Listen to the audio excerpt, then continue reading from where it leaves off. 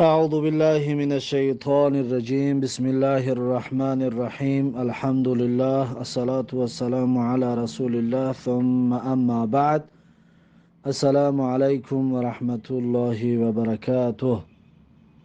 امام نووی رحمه الله در کتاب ریاض الصالحینش میگوید باب تکثیر الایدی علی الطعام، باب در مسئله بسیار بودن دستا بر بالای طعام، یعنی که دست جمعانه خوردن طعام که در بالای یک طبق یا یک ظرف چند کس جمع شده طعام بخورند. در این باره امام نووی رحمه الله برامون دو حدیث پیشنهاد میکند. حدیث اولش حدیث 754 عن ابی هریره رضی الله عنه قال، از ابو هریره رضی الله عنه روایت است که گفت قال رسول الله صلی الله علیه و سلم، میگه گفت رسول الله صلی الله علیه و سلم طعام الاثنین کافی الثلاثه، یعنی که طعام دو نفر، خوراک دو نفر، کافی ثلاثتی یعنی کفایت میکند سه نفر را، برای سه نفر کفایت کننده است. دو نفر طعامش برای سه نفر کفایت میکند. و طعام ثلاثتی کافی الاربعتی، و طعام سه نفر کفایت میکنه چهار نفر را، بسنده است برای چهار نفر. یعنی که دست چقدر زیاد شد در بالای طعام همون قدر برکت زیاد میشود. حدیث متفق علیه است. خب بعد از این حدیث 755 و عن جابر رضی الله عنه قال، یعنی که از حضرت جابر رضی الله عنه روایت است که گفت سمعت رسول الله صلی الله علیه و سلم یقول، حضرت جابر میگوید شنیدم رسول الله صلی الله علیه و سلم رو که میگفت طعام الواحد یکفی الاثنین، یعنی طعام یک نفر بسنده است برای دو نفر، کفایت میکنه دو نفر رو. و طعام الاثنین یکفی الاربعه، و طعام دو نفر بسنده است چهار نفر را، کفایه میکنه چهار نفر را. و طعام الاربعه یکفی ثمانیه، و طعام چهار نفر بسنده و کفایت میکند هشت نفر را. یعنی چقدر دستا زیاد شد همون قدر در اون برکت میشود. این حدیث رواه مسلمون، امام مسلم رضی الله عنه این حدیث روایت کرده است. خب این دو حدیث بود درباره در یک طعام یا در یک طبق دستان زیاد دراز شدن و برکت در اون نازل می شود. بعد از این باب بعدیش میگه باب آداب و شربی، باب در مسئله آداب و روش نوشیدن، که نوشیدن باید چطور باشد. و استحباب تنفس ثلاثا خارج الاناء، و باب همچنین درباره مستحب بودن نفس گرفتن در بیرونی ظرف، یعنی که پوف نکردن در داخل ظرف، یا که وقتی خورده سه در داخل ظرف باید نفس نگیری. و کراهیت تنفس فی الاناء، و مکروه بودن نفس گرفتن در داخل ظرف، یعنی پوف گفتن یا بگیم باید نفس خوردن و بگیم در داخل همون ظرف اگر که نفس بگیری، یا که پوفش بگیم مثلا بالاش دگون غجدی باشد، یا که مثلا چای جوش باشد، خلاصه پوف گفتن.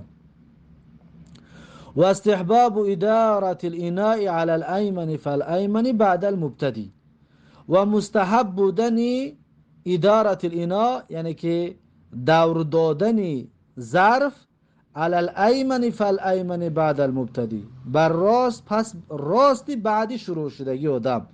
یعنی مثلا در یک خونه یک گروه آدم ششتگی هستیم، یک ظرفی آبخوری است. وقتی که من طعام بگم آب می نوشم، وقتی این ظرفی آب نوشی را به کسی دادنی هستم، باید طرفی دست راست بدگیم دا بتیم. او می نوشد با او دست راستش دا میتید، او می نوشد او دست راستش دا میتید، دور میزنه چی همون ظرفی که اگر یک تا باشد برای نوشیدن. اما امروز الحمدلله هر آدم ده چند ظرفی است، نه اینکه یک تا. خب این هست آداب نوشیدن ده. خب اکنون در این باره چند حدیث ها تقدیم میکنه برامون. حدیث اولش حدیث 756 عن انس رضی الله عنه ان رسول الله صلی الله علیه و سلم كان يتنفس في الشراب ثلاثا. خب از انس رضی الله عنه روایت است که رسول الله صلی الله علیه و سلم بود تنفس میکرد در نوشیدنش 3 بار، یعنی در وقت نوشیدن دم گرفته میخورد. کان یتنفس یعنی نفس میکشید در حالت خوردن، یعنی که بگیم میخورد، بگیم تمام شراب از دهنش بگیم یعنی میکرد او با او نفس میگیره بگیم با 3 بار خوردن ده، با 3 بار جدا جدا پیغمبر صلی الله علیه و سلم چیکار میکرد؟ تمام شرابش می نوشید، یعنی که آب می نوشید.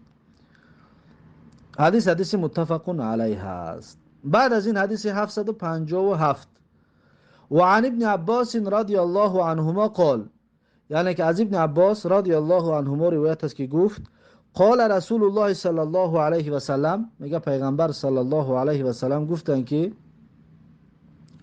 لا تشرب واحدا کشرب البعیر، یعنی ننوشید شما یک باره با یک نفس به مثل نوشیدن چهارپایان. چرا که چهارپایان بگیم فوکشون در آب میمونه تا سیراب نشود، فوکشون نمی بردارد، پس پیغمبر میگه به مثل اونها شما ننوشید. پیغمبر میگه ولکن اشربوا مثنى و ثلاثه، یعنی شما بنوشید با 2 نفس یا 3 نفس، یعنی که با 2 بار خوردن هم می شود یا که 3 بار جدا جدا نفس بگیره در وقت خوردن.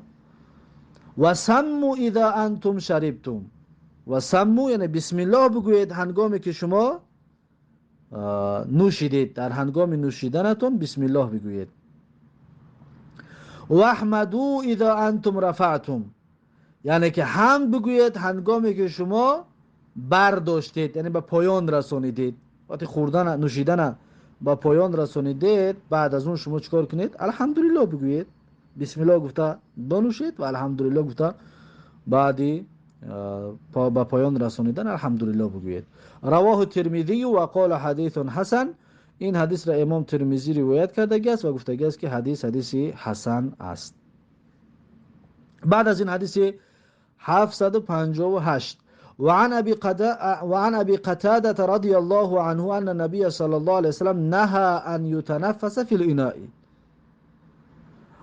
از ابی قتاده رضی الله عنه روایت است که پیغمبر صلی الله علیه و سلم نهى یعنی باز داشته است، منع کرده است که ان یتنفس فی الاناء، یعنی که نفس گرفته شود در داخل ظرف، یعنی که پف گفته شود در ظرف. پیغمبر صلی الله علیه و سلم پف گفتن در داخل ظرف آبدار و چایدار منع کرده است. حدیث متفق علیه است.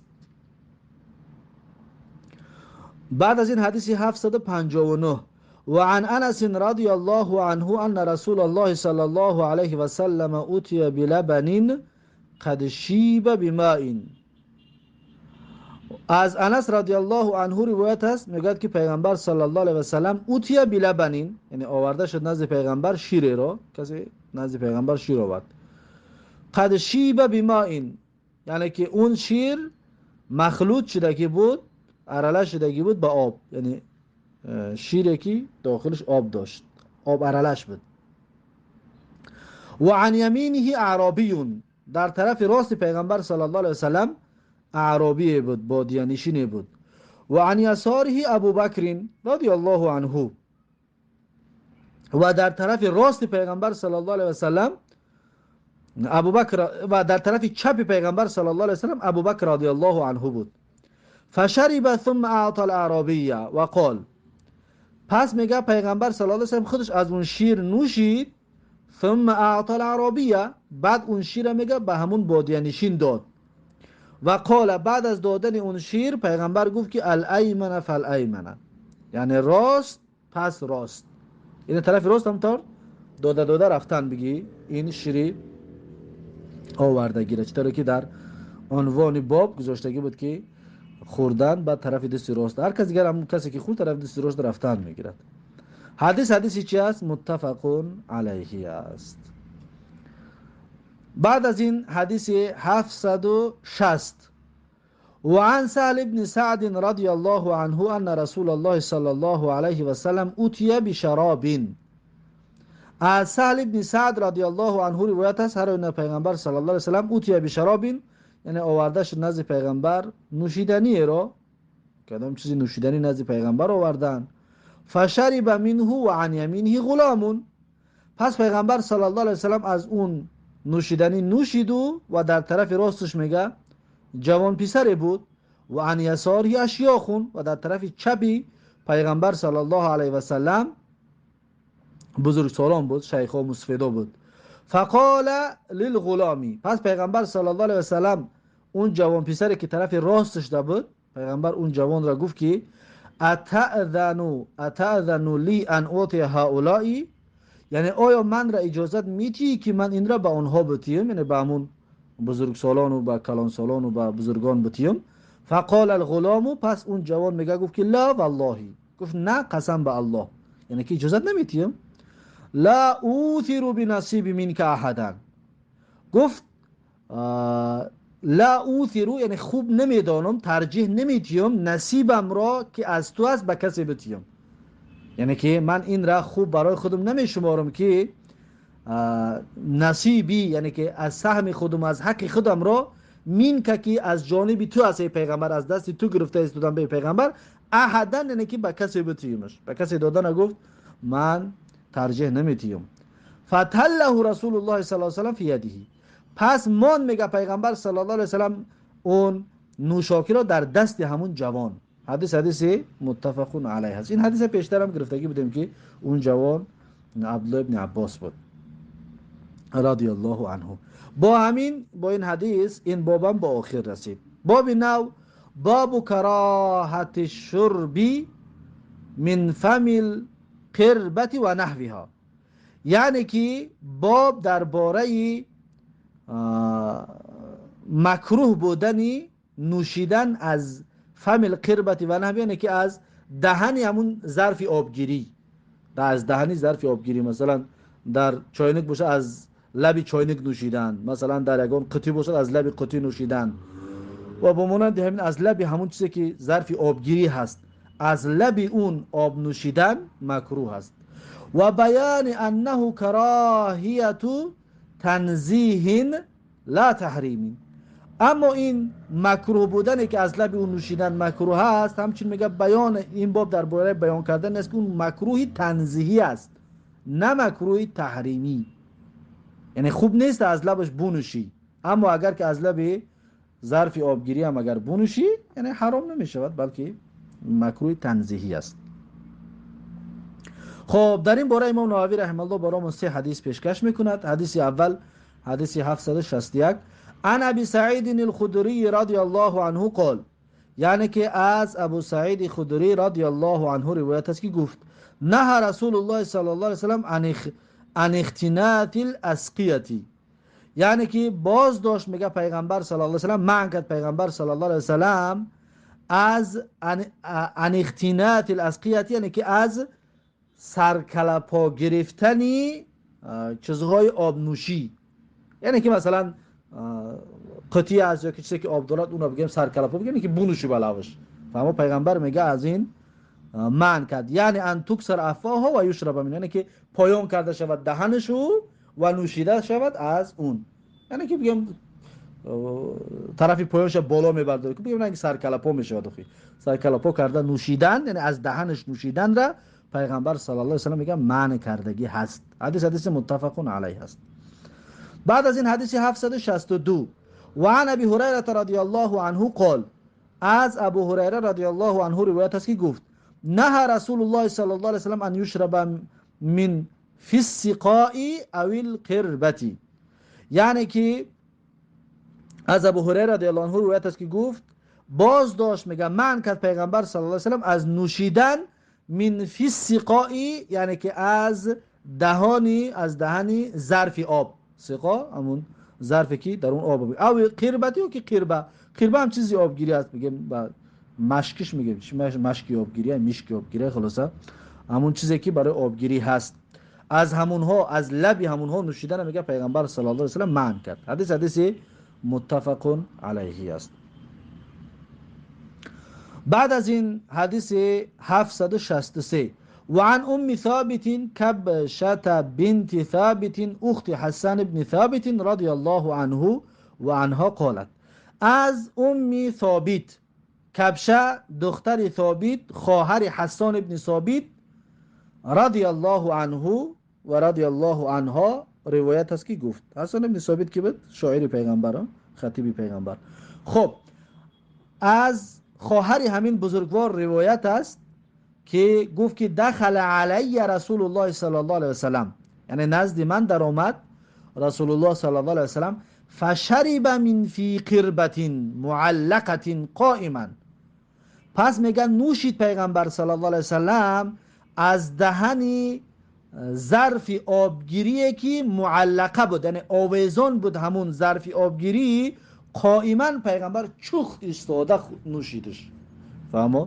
فقمت الى فیها فقطعته، پس امی ثابت خواهر حسان ابن ثابت میگوید که من از جایم خستم، میگوید او الى فیها، با همون جایی که با نزد همون جایی که پیغمبر خوردگی بود، بگم از لب همون ظرف آبگیری، فقطعته، پس میگم من اونجا را بریده گرفتم، همون جایی که یعنی دهن پیغمبر رسیدگی بود، لبان پیغمبر رسیدگی بود، میگم من همونجا را بریده برای خودم گرفتم، همچون تبرکن، همچون به خاطر چی؟ به خاطر نا احترامی نشود، زیر پا پرستن نشود اگه وقتی. خلاصه به همین سببا میگم من اون را چیکار کردم؟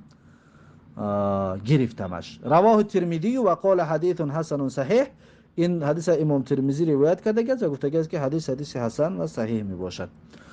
اکنون توضیح میتید و انما قطعتها لتحفظ موضع فم رسول الله، لتحفظ موضع فم رسول الله صلی الله علیه وسلم، و هر اون میگه بریده گرفت همون جایی که دهن پیغمبر صلی الله علیه و سلم رسیدگی بود، لتحفظ موضع فم رسول الله، تا اینکه نگاه بدارد جایی که دهن پیغمبر صلی الله علیه و سلم رسیدگی است، و تتبرک به و تصونه عن الاذال، و تبرک گرفتگی است به اون، و تصونه یعنی و تصونه یعنی که نگاه بدارد همون جایی که پیغمبر دهنش رسیدگی بود، عن الاذال از به ارزش، عن الابتذال یعنی از به ارزشی، از به احترامی نگاه بدارم گفته، این کارا میگه خواهر ثابت انجام داد. هذا الحديث محمول على بیان الجواز. اکنون دو حدیث پیشینه دا دقت دید که میگن نه رسول الله، یعنی باز داشت پیغمبر صلی الله علیه وسلم، اما در این حدیث خودی پیغمبر صلی الله علیه وسلم نوشید، برای همون میگه هذا الحديث، این حدیث سیوم آوردگی من محمول علی بیان الجوازی، این محمول است یعنی که ما را به این میرساند که جایز است از دهن ظرف نوشیدن آب. والحدیثان سابقان لبیان الافضل والاکمل، اما دو حدیث اولینه که خوندیم میگه نه رسول الله، اون میگه برای بیان افضل و اکمل است، یعنی خوبتر و بهتر و کاملتر این است که از دهن ظرف آبگیری ننوشی، اما اگر که نوشیدی اشکال ندارد. فهمو؟ والله اعلم، میگه باز الله خودش داناتر است. خب این است این باب، و همین این باب هم با آخر رسید. بعد از این باب و کراهت نفخی فی شراب، باب درباره مکروه بودن پوف کردن در نوشاکه، در نوشیده چیزای نوشاکه‌ای پوف کردن مکروه است. انشاءالله این باب را درس آینده خواهیم گرفت. با همین درس امروزه به پایان و تا درس آینده الله حافظ و مددگار. بارک الله فیکم و جزاکم الله خیرا و السلام علیکم و رحمت الله و برکاته.